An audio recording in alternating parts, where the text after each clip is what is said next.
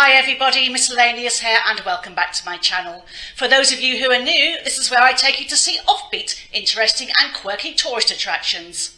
Today I've been to Kenwood House, which is in Hampstead, London. A house has stood on this site since 1616. William Murray acquired it in 1754 and then hired the famous architect Robert Adam to decorate it and expand upon it.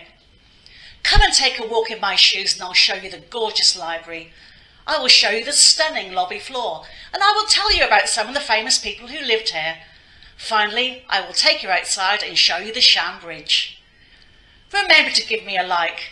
Don't forget to subscribe to my channel and click on that notifications bell. I will see you in the video. Now, William Murray was the Lord Chief Justice from 1756 before being created first Earl of Mansfield in 1776.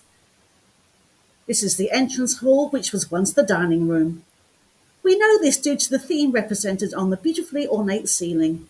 It shows Bacchus, the god of wine, and Ceres, the goddess of agriculture. They were common characteristic subjects for dining rooms. The lady in green in the painting is Dido Belle. More about her later.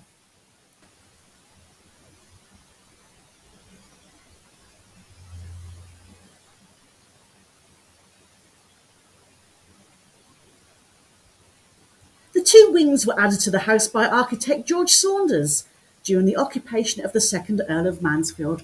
Now, these beautiful stairs are the ones that we actually came down after being upstairs on the first floor. Here's some information about some of the characters who lived in the house.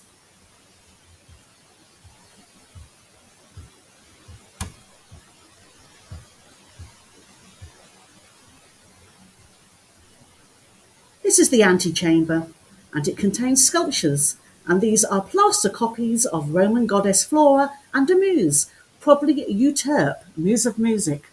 Apologies for any pronunciation issues. And now we come to the piece de resistance of Kenwood House, the library or great room. Lord Mansfield was a great collector of books and a friend of poet Alexander Pope. The sumptuous ceiling is decorated by 19 oil paintings on paper by Antonio Zucchi.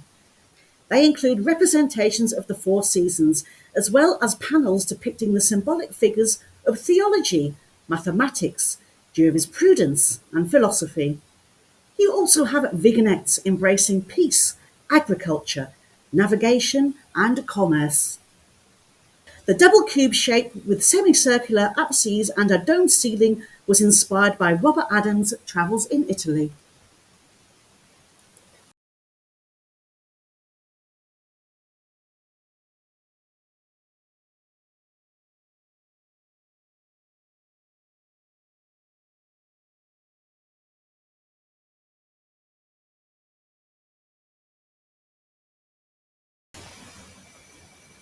There are a pair of pier glasses at each end of the library. "Oh, look, if you take the light out, then that would make a great wine glass for you," said the Super Dean.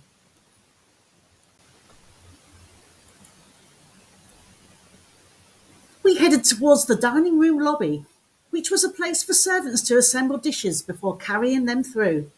The floor cloth is made up of layers of oil paint on canvas. This was a precursor to linoleum.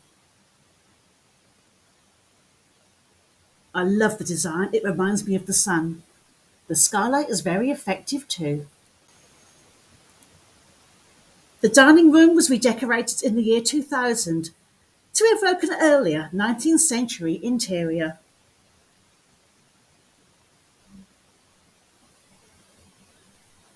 Make no doubt about it, this is one elegant house, and it's certainly worth an hour or two of your time.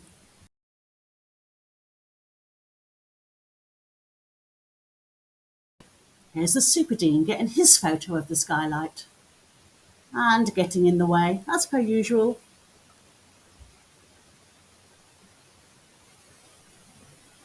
Yes, I found this floor to be a particular delight.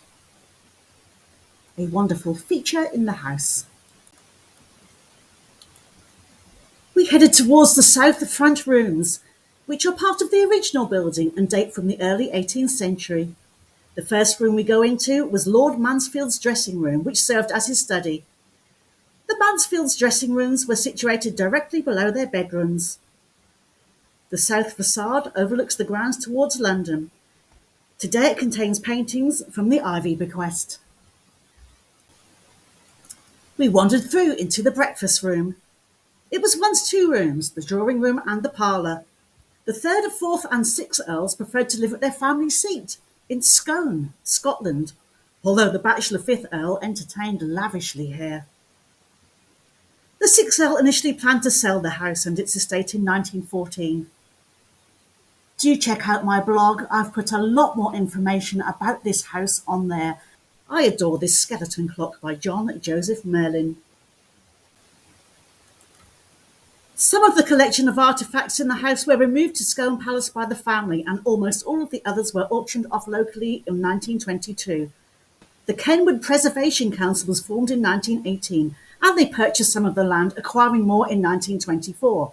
Kenwood's grounds were officially opened to the public in 1925 by George V. Edward Cecil Guinness, the first Earl of Ivy, was a Hampstead resident who first leased then purchased the house in 1924. A philanthropist, he gave the house to the nation along with a selection of his own paintings. This was once Lady Mansfield's dressing room, and we're now wandering through into what was the housekeeper's room. In here there were regal outfits you could dress up in for a selfie. Dido Elizabeth Belle was the illegitimate daughter of Sir John Lindsay, who was the nephew of the first Earl of Mansfield and an enslaved African called Maria. Dido grew up in Lord Mansfield's household with her cousin, Lady Elizabeth Murray. They're both featured on this painting here. Dido was educated and literate, and her status was higher than that of a servant, but generally below the rest of the family. In 1756, Lord Mansfield became Chief Justice of the Court of King's Bench. He was considered to be one of England's greatest judges and was a fierce supporter for the campaign for the abolition of slavery. He is associated with judgments which contributed to its abolition. We then headed past the orangery to the left, which now serves as the shop, and through into the green room. This was once called the supper room, and I thought it had a decidedly feminine feel about it. I wasn't wrong. We walked through into the music room, and this is where the ladies would withdraw after dinner. The gentlemen would join them later for tea and music, and there is a view over the gardens towards the dairy from this room.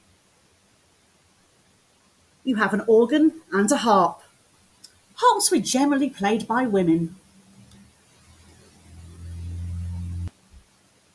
Female portraits painted by the old masters abound in here. We then went up the deal stairs, and at the top of these stairs is a room containing the Decorative Arts Collection. They include the Draper Gift. They are a collection of over 100 miniatures gifted by Mary Elizabeth Jane Irving Draper. There is an art exhibition in the upper hall called Strike a Pose, Stephen Farthing and the Swagger Portrait. This artist adds his own modern twists to traditional poses. Shades of Basquiat, methinks. A grand manner portrait was commissioned to show off wealth and power. Swagger pose is just a different name for this style of portrait. I then went outside and walked right down to the lake. Please excuse my clumsy fingernail in the film. This is the Sham Bridge, so called because it's two-dimensional and you can't actually walk across it. It's a facade. I had to take you round the back here because I could hear running water under a drain cover I found, and I believe this is the River Fleet. It's one of London's many rivers forced underground by time. Here, you can hear it.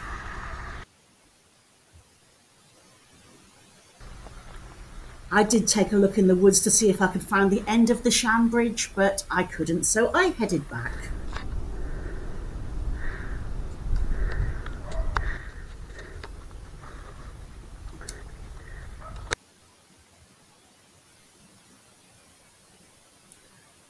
standing on the lawn and looking back at the house, and the house has featured in films such as Sense and Sensibility, Mansfield Park, and it's where, in Notting Hill, Will, played by Hugh Grant, overhears Anna, played by Julia Roberts, talking about him in a dismissive manner.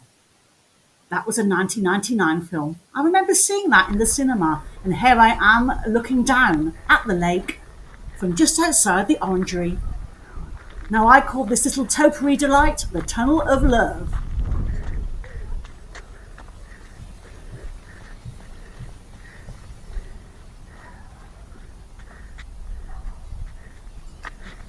I picked up the Super Dean who'd been resting in the corner, and we made our way towards the sculptures.